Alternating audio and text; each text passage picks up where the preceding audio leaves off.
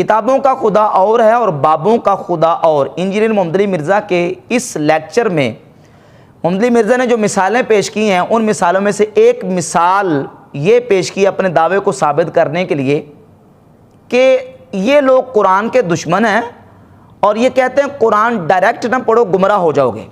یہ لوگ قرآن سے اور کتابوں سے لوگوں کو دور کرتے ہیں، جبکہ قرآن نے جو اللہ کا تعارف کروایا وہ اور ہے، کتابیں جو اللہ کا تعارف کرواتی ہیں وہ اور ہیں، اور یہ بزرگ بابے جو اللہ کا تعارف کرواتے ہیں وہ اور ہیں۔ اب یہ مقدمہ اور یہ دعویٰ ثابت کرنے کے لیے یہ مثال پیش کر رہے ہیں کہ کہتے ہیں یہ قرآن کو ڈائریکٹ نہ پڑھو گمراہ ہو جاؤ گے، جبکہ قرآن کہتا ہے کہ اللہ کہتا ہے کہ قرآن ہم نے آسان کر دیا ہے نصیحت کے لیے، تو اس کو پڑھو اور عمل کرو اس کے مطابق۔ تو قرآن اور تعارف کروا رہا ہے، کتابیں اور تعارف کروا رہی ہیں اور بابے اور تعارف کروا رہے ہیں۔ یہ اس نے مثال پیش کی۔ انشاءاللہ اس مثال میں جو باتیں کی ہیں اس پر ایک ایک پر انشاءاللہ ہم گفتگو کریں گے۔ پہلی بات تو یہ ہے کہ قرآن ڈائریکٹ نہ پڑھو گمراہ ہو جاؤ گے۔ اس کی دو صورتیں ہیں۔ ایک صورت تو یہ ہے کہ قرآن کو ڈائریکٹ نہ پڑھو گمراہ ہو جاؤ گے، اس طرح قرآن نہ پڑھو جس طرح خارجیوں نے قرآن پڑھا ہے۔ اس طرح ڈائریکٹ قرآن پڑھ کے اپنی طرف سے مفہوم اور مطلب نہ نکالو جو معتزلہ نے، جو مرجیہ نے، مشبہہ نے، جو مجسمہ نے قرآن مجید سے مفہوم اپنی طرف سے نکالا ہے، اس طرح مفہوم نہ نکالو۔ یا جس طرح ہمارے دور میں ایسے متجددین، قادیانی، بعض متجددین، اور بالخصوص ابھی جو حال ہی میں ایک فتنہ نکلا ہے کراچی سے، محمد شیخ، جو قرآن مجید کا وہ مطلب بیان کر رہا ہے جو اسلام کی پوری 1400 سالہ تاریخ میں کسی نے مطلب اور مفہوم بیان نہیں کیا۔ تو اگر تو یہ مطلب ہے کہ قرآن کو ڈائریکٹ نہ پڑھو گمراہ ہو جاؤ گے، تو اس کے گمراہی ہونے میں، یعنی اس طریقے کے گمراہی ہونے میں تو کوئی شک و شبہ ہے ہی نہیں ہے۔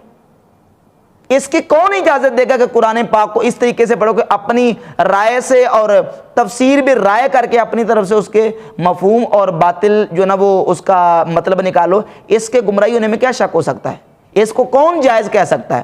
تو یقیناً اس طرح تو ہم کسی کو بھی اجازت نہیں دیں گے۔ اور یہی مطلب ہوتا ہے کہنے کا کہ قرآن ڈائریکٹ نہ پڑھو گمراہ ہو جائے گے۔ مطلب یہ کہ قرآن کو اپنی مانی نہ کرو، اس میں اپنی مرضی نہ کرو، اپنی طرف سے باطل قسم کا مفہوم نہ نکالو، بلکہ قرآن کا اصل جو مفہوم ہے، قرآن کی جو اصل منشا اور مراد ہے، اس کو سمجھنے کی کوشش کرو۔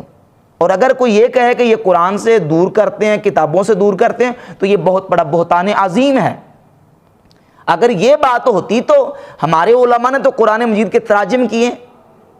کنز الایمان شریف ہمارا قرآن پاک کا ترجمہ ہے، اسی طرح تراجم کے ساتھ ساتھ قرآن پاک کی تفاسیر ہے، نور العرفان ہے، تفسیر خزائن العرفان ہے، تفسیر نعیمی، دیگر ہمارے علماء کی تفاسیر موجود ہیں قرآن مجید کی، حدیث کے تراجم موجود ہیں، حدیث کی تشریحات موجود ہیں۔ اور ہمارے پاس کئی لوگ آتے ہیں، ہم ان سے کہتے ہیں کہ آپ قرآن پاک کا کنز الایمان شریف ترجمہ پڑھیں، کسی مستند عالم دین کی لکھی ہوئی تفسیر پڑھیں، کسی مستند عالم دین کا لکھا ہوا ترجمہ اور حدیث پاک کی تشریح آپ لے کے پڑھیں، اور جہاں ضرورت پیش آئے کسی عالم سے پوچھنے کی، ماہر کی رہنمائی کی، وہاں ماہر کی رہنمائی لو اور اس کے مطابق قرآن و حدیث پڑھ کے عمل کرو۔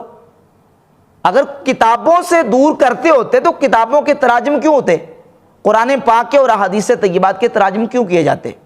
تو یہ اس طریقے سے بات کو جو نا وہ الجھاتا ہے اور گڈ مڈ کرنے کی کوشش کرتا ہے۔ پھر اس سلسلے میں یہ بات بھی بتانا ضروری ہے کہ یہ لوگ بار بار لوگوں کو ترغیب کیوں دیتے ہیں کہ ڈائریکٹ پڑھو، ڈائریکٹ پڑھو۔ مرزائی بھی ایسے کرتے ہیں، مرزائی بھی یہی واردات لوگوں کے ساتھ کرتے ہیں کہ قرآن دیکھو جی، قرآن میں لکھا ہے عیسیٰ علیہ السلام فوت ہو گئے، قرآن مجید کو خود پڑھو، کسی مولوی سے نہ پوچھو، کسی مولوی کے پاس نہ جاؤ، کسی عالم کے پاس نہ جاؤ۔ اور وہ جو باطل مفہوم نکال کے پیش کرتے ہیں، وہ لوگوں کو باطل مفہوم نکال کے گمراہ کرتے ہیں، عالم سے روکتے ہیں اور قرآن مجید کی تفسیر سے روکتے ہیں، جو قرآن مجید کی صحیح منشا اور مراد ہے اس کو سمجھنے سے روکتے ہیں۔ یہی گمراہ فرقوں کا ہمیشہ سے وتیرہ رہا ہے۔ اور انجینئر محمد علی مرزا اور اس طرح کے دیگر جو لوگ ہیں جن کے نظریات میں جراثیم ان لوگوں کے ہیں، ان کے عقائد و نظریات ہیں جو قرآن کا جو ظاہری مفہوم اور مطلب نکالتے ہیں اور جو اس کی اصل منشا اور مراد ہے اس کو چھوڑتے ہیں، یہ اس لیے بار بار لوگوں کو کہتے ہیں کہ ڈائریکٹ پڑھو، ڈائریکٹ پڑھو۔ مثال کے طور پہ آپ دیگر گمراہ فرقے جتنے گزر چکے ہیں ان کے عقائد دیکھ لیں۔ مثلا معتزلہ فرقہ گزرا ہے، معتزلہ نے قرآن مجید کے بارے میں یہ عقیدہ رکھ لیا کہ قرآن اللہ کی مخلوق ہے، جبکہ اس کے مقابلے میں امت کے سواد اعظم اور مسلمانوں کی عظیم جو جماعت تھی اس کا یہ نظریہ کہ قرآن اللہ کا کلام ہے، کلام متکلم کی صفت ہوتا ہے، اللہ کی ذات اور صفات قدیم ہے، یہ مخلوق نہیں ہے۔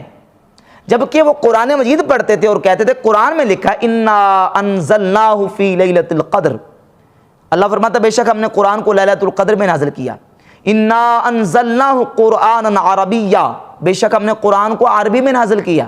کہتے دیکھو قرآن کو اللہ نے نازل کیا اور جس کو اللہ نازل کر رہا ہے وہ اللہ کی مخلوق ہے، لہذا قرآن اللہ کی مخلوق ہے۔ قرآن پڑھ کے وہ اللہ کی مخلوق ثابت کرتے تھے قرآن کو، جبکہ یہ مسلمانوں کا عقیدہ نہیں ہے۔ اب قرآن مجید کا جو ظاہری جو ہے مطلب وہ لیتے تھے، اس کے پیچھے جتنا اس کا صحیح مفہوم ہے اس کو چھوڑ جاتے تھے۔ اسی طرح فرقہ مجسمہ قرآن مجید کی متعدد آیات طیبات کو جو متشابہات سے تعلق رکھتی ہیں ان کو پڑھتے تھے، کہتے تھے قرآن میں لکھا ہے ید اللہ فوق ایدیہم، اللہ کا ہاتھ ان کے ہاتھوں پر ہے، تو اب یہاں سے اللہ کا ہاتھ ثابت ہو گیا۔ یوم یکشف عن ساق، اس سے اللہ کی پنڈلی ثابت ہو گئی۔ اینما تولوا فثم وجہ اللہ، جدھر بھی تم دیکھو گے ادھر، جدھر بھی تم پھرو گے ادھر اللہ ہی کا چہرہ ہے، تو دیکھو اس سے اللہ رب العزت کا چہرہ ثابت ہو گیا۔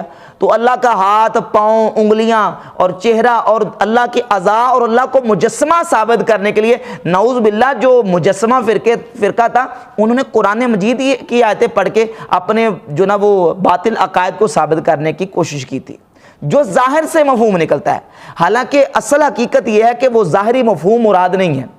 اب قرآن میں متشابہات اور محکمات دونوں موجود ہیں، متشابہات اور محکمات جو ہیں ان دونوں کو سامنے رکھا جائے گا اور متشابہات پر ایمان اور عقیدہ رکھا جائے گا، اس کا مطلب بیان نہیں کیا جائے گا۔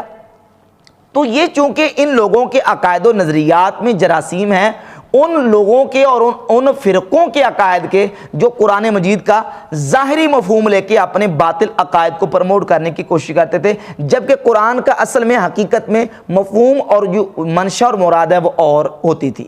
اس لیے یہ لوگوں کو ترغیب دیتے ہیں کہ ڈائریکٹ پڑھو تاکہ جو ہم اپنے عقائد ہیں ان کو اس طریقے سے پھیلا سکیں۔ اور پھر اس سلسلے میں ایک اور بات بھی کی محمد مرزا نے، اور کہا کہ دیکھیں جی نبی صلی اللہ علیہ وآلہ وسلم کے صحابہ کرام وہ قرآن سنتے تھے، ان کے آنسو رواں ہوتے تھے، ان کے آنسو رواں ہوتے تھے۔ تو آنسو تو رواں ہوتے تھے، بات یہ ہے کہ قرآن مجید وہ جو پڑھتے تھے وہ کس طرح پڑھتے تھے؟ وہ ڈائریکٹ پڑھتے تھے یا رسول اللہ صلی اللہ علیہ وسلم سے سیکھتے تھے؟ صحابہ کرام رضی اللہ تعالیٰ جن کو کسی ترجمے کی ضرورت نہیں تھی، نہ فارسی کی، نہ انگریزی کی، نہ کسی اور ترجمے کی، ان کو کسی ترجمے کی ضرورت ہی نہیں تھی، وہ تو عربی جانتے تھے، بلکہ عربی کے بڑے بڑے فصحاء بلغاء ادبا تھے، لیکن اس کے باوجود صحابہ اکرام رضی اللہ تعالی عنہم قرآن مجید کو فقط عربی جاننے کے باوجود وہ صحیح طریقے سے نہیں سمجھ سکتے تھے جب تک رسول اللہ صلی اللہ علیہ وآلہ وسلم کی تعلیمات اور حضور کی رہنمائی انہیں حاصل نہیں تھی۔ حضور جس طرح سکھاتے تھے، اور حضور کا جو منصب اللہ نے بیان کیا ہے سورۃ الجمعہ کی آیت نمبر 2 میں، یعلمہم الکتاب والحکمہ، کہ نبی صلی اللہ علیہ وآلہ وسلم انہیں کتاب اور حکمت کی تعلیم دیتے ہیں، سکھاتے ہیں۔ حضور انہیں قرآن سکھاتے تھے، حضور عربی، قرآن عربی، صحابہ عربی، لیکن اس کے باوجود صحابہ کرام نے عربی جاننے کے باوجود قرآن مجید نبی کریم علیہ الصلوۃ والسلام سے سیکھا ہے۔ کوئی ایک موقع پوری تاریخ میں نہیں دکھا سکتے کسی صحابی نے یہ کہو کہ حضور ہمیں عربی آتی ہے، ہم خود سیکھ لیتے ہیں، سمجھ لیتے ہیں، ہمیں ضرورت نہیں ہے، ہم خود سیکھ لیں گے، نہیں۔ بلکہ اگر کسی مقام پہ کسی صحابی کو رسول اللہ صلی اللہ علیہ وآلہ وسلم کی تعلیمات نہیں پہنچیں اور اس نے قرآن کو پکڑا اور پڑھا، تو جو مفہوم تھا اس کی صحیح منشا اور مراد تھی وہ نہیں سمجھ سکے۔ حضرت عدی ابن حاتم رضی اللہ تعالیٰ عنہ صحابی ہیں، صحیح بخاری میں ان کا واقعہ موجود ہے، انہوں نے جب قرآن مجید کی یہ آیت پڑھی کلوا واشربوا حتی یتبین لکم الخیط الابیض من الخیط الاسود من الفجر، یہ آیت پڑھی کہ جس میں ہے کہ کھاؤ پیو حتیٰ کہ سفیدی کا ڈورا سیاہی کے ڈورے سے ممتاز ہو جائے۔ اللہ رب العزت نے روزوں کے بارے میں حکم دیا، یہ آیت پڑھی اور 2 ڈورے لیے، ایک سیاہ ڈورا اور ایک سفید ڈورا، اور دونوں ڈورے اپنے تکیے کے رات نیچے رکھ لیے، بار بار اڑتے ہیں ڈورے دیکھتے ہیں کہ فرق نظر آتا ہے کہ نہیں آتا. ساری رات ایسے گزر گئی. صبح کے وقت نبی پاک صلی اللہ علیہ وآلہ وسلم کی بارگاہ اقدس میں آئے تو نبی کریم علیہ الصلوۃ والسلام نے انہیں فرمایا کہ تمہارے یہ ڈورے مراد نہیں ہیں، بلکہ قرآن نے جن ڈوروں کا ذکر کیا ہے وہ صبح کا اجالا اور رات کی تاریکی مراد ہے. تو صحابی بھی قرآن کی جو صحیح منشا اور مطلب ہے وہ رسول اللہ صلی اللہ علیہ وآلہ وسلم کی رہنمائی کے بغیر نہیں سمجھ سکے. لہٰذا نبی پاک علیہ الصلوۃ والسلام کے صحابہ بھی، حالانکہ انہیں ترجمے کی ضرورت نہیں تھی، عربی جانتے تھے، وہ بھی نبی کریم علیہ الصلوۃ والسلام کی رہنمائی کے محتاج تھے اور حضور علیہ الصلوۃ والسلام انہیں قرآن سکھاتے تھے. سیدنا حضرت عبداللہ ابن عمر رضی اللہ تعالیٰ عنہ کے حوالے سے امام مالک رحمۃ اللہ علیہ نے موطا امام مالک میں اس بات کو بیان کیا. امام مالک فرماتے ہیں کہ عبداللہ ابن عمر رضی اللہ تعالیٰ عنہ نے 8 سال میں صرف سورۃ البقرہ قرآن پاک کی ایک سورت ہے 2.5 پاروں پہ مشتمل، وہ 8 سال میں سیکھی ہے. یہ عالم تھا صحابہ کرام رضی اللہ تعالیٰ عنہ کے سیکھنے کا. تو کچھ صحابہ تو وہ تھے جو ڈائریکٹ نبی کریم علیہ الصلوۃ والسلام سے سیکھتے تھے، رسول اللہ سے سیکھتے تھے، ڈائریکٹ قرآن اپنی مرضی سے نہیں پڑھتے تھے بلکہ حضور سے سیکھتے تھے. اور کچھ وہ تھے جنہوں نے نبی پاک علیہ الصلوۃ والسلام سے تو ڈائریکٹ نہیں سیکھا، ان کو حضور نے حکم دیا. صحیح بخاری کی حدیث ہے 4999 نمبر کہ حضور علیہ الصلوۃ والسلام نے فرمایا خذوا القرآن من 4، 4 صحابہ سے قرآن سیکھو.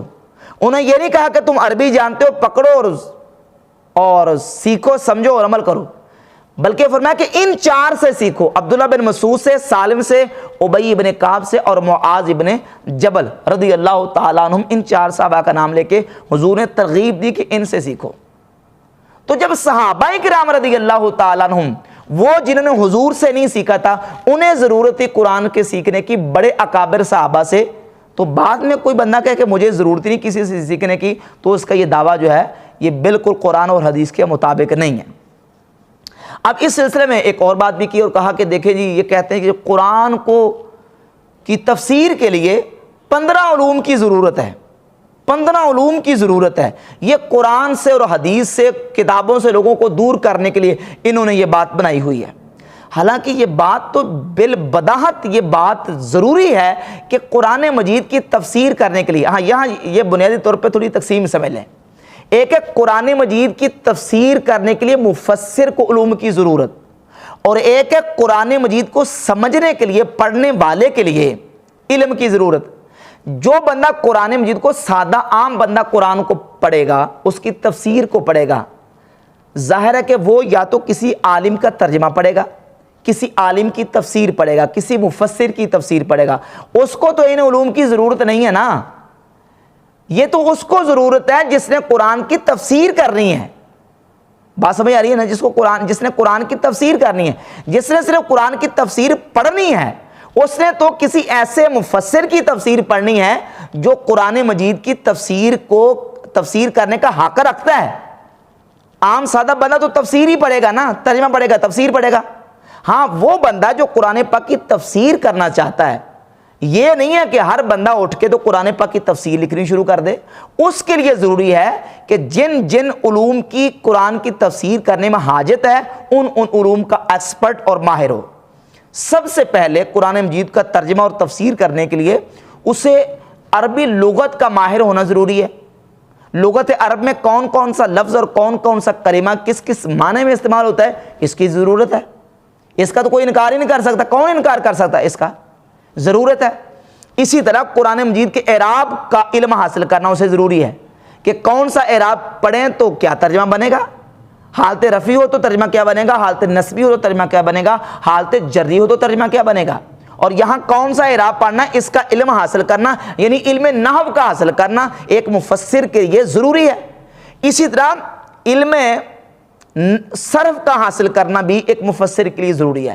علم صرف میں کیا ہوتا ہے کہ اس میں بتایا جاتا ہے علم صرف میں کہ کون سا سیغہ کون سا کلمہ کس کلمے سے بنا ہے، اس کی بنا کیا ہے، اور سیغہ اور کلمہ بدلتے بدلتے آخر اس کی حالت کیا ہے. جب تک اس بات کا اسے علم نہیں ہوگا وہ اس کا ترجمہ ہی نہیں کر سکتا، اس سیغے کو سمجھ نہیں سکتا. جب سیغے کو کلمے کو سمجھ نہیں سکے گا اس کا ترجمہ کیسے کرے گا؟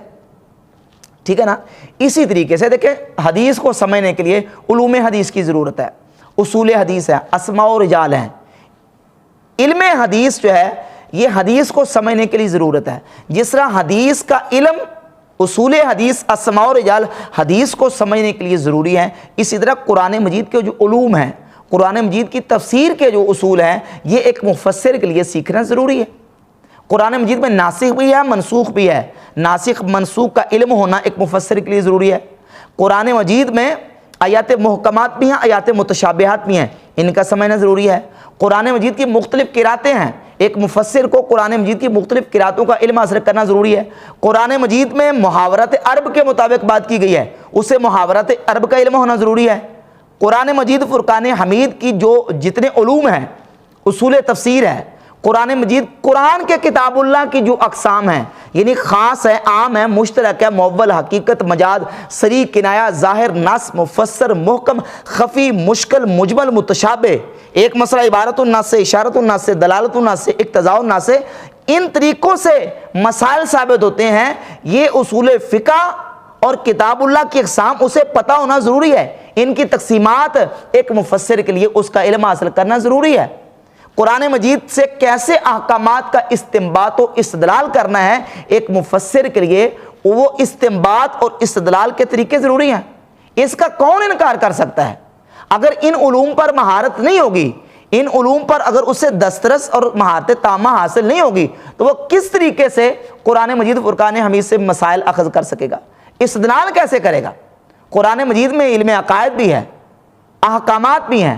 عقائد کو کس طریقے سے ثابت کرنا ہے، احکامات کو کس طریقے سے ثابت کرنا ہے، یہ ایک مفسر کے لیے ان علوم کا حاصل کرنا ضروری ہے.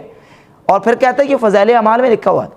یہ صرف فضائل اعمال میں نہیں لکھا ہوا، یہ آپ تفاسیر کی کتابیں اٹھا کے دیکھ لیں، مفسرین کو دیکھیں، ائمہ محدثین کو دیکھیں. یہ تو ائمہ محدثین مفسرین نے سب نے یہ باتیں لکھی ہیں کہ ان چیزوں کا علم جو ہے ایک مفسر کے لیے قرآن مجید فرقان حمید کی تفسیر کے لیے ضروری ہے. اب دیکھیں قرآن مجید میں حقیقت بھی ہے، مجاز بھی ہے. حقیقت، مجاز، استعارات، تشبیہات، تمثیلات. اور قرآن مجید ایک فصاحت و بلاغت سے بھرپور کتاب ہے. قرآن مجید میں عربی بلاغت کے اعتبار سے بات کی گئی ہے. جس بندے کو علم بلاغت کا علم نہیں ہے، اسے حقیقت اور مجاز کی خبر نہیں ہے، استعارات و تشبیہات و تمثیلات کی خبر نہیں ہے، وہ کس طریقے سے قرآن مجید کی بلاغت کے ان چیزوں کو سمجھ سکے گا؟ سمجھ نہیں سکے گا. سمجھے گا نہیں تو تفسیر کیسے کرے گا؟ لہذا ایک مفسر قرآن کے لیے جو جو علوم ضرورت ہیں، ان علوم پر مہارت تامہ اور کامل دسترس حاصل کرنا اس کے لیے ضروری ہے. ہاں، ایک عام سادہ آدمی جب قرآن کو پڑھتا ہے، اس کی تفسیر کو پڑھتا ہے، تو ظاہر ہے وہ اپنی طرف سے تو نہیں پڑھے گا نا. اگر وہ ڈائریکٹ اپنی طرف سے ترجمہ پڑھ کے تو اپنی طرف سے مفہوم اخذ کرتا ہے، تو پھر تو یقیناً وہ گمراہی ہے، دلالت ہے. اور اگر وہ قرآن مجید کی تفسیر وہی لیتا ہے جو معتبر اور مستند مفسرین نے کیا ہے، تو پھر اسے علوم کی اسے ضرورت نہیں ہے، کیونکہ اس نے تو لینا ہے مفسر سے، عالم سے، کسی مفتی سے، کسی مجتہد سے. لہذا اسے ان علوم کی ضرورت نہیں ہے. تو یہ جو کہتا ہے کہ کتابوں سے دور کرتے ہیں، یہ بالکل بہتان لگاتا ہے. ہم تو کہتے ہیں کہ کتابیں پڑھیں، لیکن کتابیں ان لوگوں کی پڑھیں جو صحیح العقیدہ مستند عالم ہوں، اور مستند جو ہے وہ دین کے رہبر اور رہنما ہوں، اور جہاں ضرورت پیش آئے رہنمائی کی، وہاں عالم کی رہنمائی کو حاصل کیا جائے. اچھا، اس سلسلے میں ایک اور بات بھی کی اور کہا کہ یہ کہتے ہیں قرآن کو ڈائریکٹ نہ پڑھو، گمراہ ہو جاؤ گے. میں نے اس کا مفہوم واضح کر دیا کہ اس کی دونوں صورتیں پیش کر کے بتا دیا کہ کون سا ڈائریکٹ پڑھنا مراد ہے اور کون سا ڈائریکٹ پڑھنا گمراہی اور دلالت ہے. پھر اسی سلسلے میں کہتا ہے یہ جتنے دیکھے گورے مسلمان ہو رہے ہیں، اس کا جواب دے کہتا ہے گورے مسلمان ہو رہے ہیں، یہ ڈائریکٹ ہی قرآن پاک پڑھ کے مسلمان ہو رہے ہیں نا. حالانکہ یہ بات بھی محل نظر ہے. کون سے گورے ہیں جو قرآن پاک کو ڈائریکٹ پڑھ کے مسلمان ہوئے ہیں؟ اب میں اس سلسلے میں پہلے میں ایک حدیث پیش کروں گا صحیح مسلم سے. صحیح مسلم میں 4841 نمبر حدیث ہے. جو کتابیں سامنے رکھی ہوں، کتابیں پڑھ کے ذرا سناؤ نا لوگوں کو. نبی پاک صلی اللہ علیہ وآلہ وسلم نے ارشاد فرمایا کہ تم قرآن مجید کو کافروں کے ملک میں نہ لے کے جاؤ، قرآن کو کافروں کے ہاتھ میں نہ دو. فقد نالہ العدو وخاصموکم بہ، کہ اگر یہ قرآن کافروں کے ہاتھ لگ گیا خاصموکم بہی، وہ اس کے ذریعے تمہارے ساتھ مخاصمہ کریں گے، جھگڑا کریں گے، ڈیبیٹس اور مناظرے کریں گے تمہارے ساتھ۔ تو حدیث تو کہتی ہے کہ ڈائریکٹ قرآن کو کافروں کے ہاتھ میں نہ دو، غیر مسلموں کے ہاتھ میں نہ دو۔ یہ صحیح مسلم ہے، کوئی اخباری رپورٹ قصہ کہانی نہیں، صحیح مسلم میں لکھا ہے، 4841 نمبر حدیث ہے کہ رسول اللہ صلی اللہ علیہ وسلم نے ڈائریکٹ قرآن کو کافروں کے ہاتھ میں اور ان کی زمین میں اور ان کے ملک میں لے جانے سے منع کیا، روکا کہ ان کے ہاتھ میں نہیں دینا، ان کے پاس نہیں لے جانا، اس لیے کہ قرآن مجید ان کے ہاتھ میں آئے گا تو وہ اس کے ذریعے تمہارے ساتھ مخاصمہ کریں گے۔ صحیح مسلم کی حدیث ہے۔ تم کہتے ہو ڈائریکٹ قرآن پاک پڑھ کے مسلمان ہو رہے ہیں۔ قرآن جتنے بھی گورے آج مسلمان ہو رہے ہیں ان کو قرآن کی طرف کسی نے ترغیب دی ہے، کسی نے ان کے ہاتھ میں قرآن پاک کی تفسیر تھمائی ہے، کسی نے ان کو تبلیغ کی ہے، مبلغین کی تبلیغ سے مسلمان ہوتے ہیں۔ اور ہزاروں ایسے بھی ہیں جو قرآن مجید کو پڑھ کے سن کے قرآن مجید کو ایموشنل ہو جاتے ہیں، صرف تلاوت سن کے قرآن پاک کی، صرف قرآن پاک کی قراءت سن کے ان کے دل میں قرآن کی قراءت سے اثر ہوتا ہے۔ اللہ رب العزت ان کی تقدیر میں ایمان ان کے لکھا ہوتا ہے، ان کو اللہ رب العزت ایمان کی دولت عطا فرما دیتا ہے، اور پھر وہ قرآن مجید کو پڑھتے ہیں اور پڑھ کے پھر جو نا وہ تفاسیر کا سہارا لیتے ہیں اور تراجم کا سہارا لے کے قرآن مجید کو رہنمائی میں سمجھتے ہیں۔ پھر آگے چلتے جتنے آپ سروے کر کے دیکھ رہے ہیں، جتنے بھی غیر مسلم گورے مسلمان ہوئے ہیں ان کے مسلمان ہونے کا کوئی نہ کوئی چیز ذریعہ بنی، کوئی نہ کوئی سبب بنا ہے، کوئی نہ کوئی مبلغ ان کو تبلیغ کرتا تو وہ اسلام کی طرف آ جاتے ہیں۔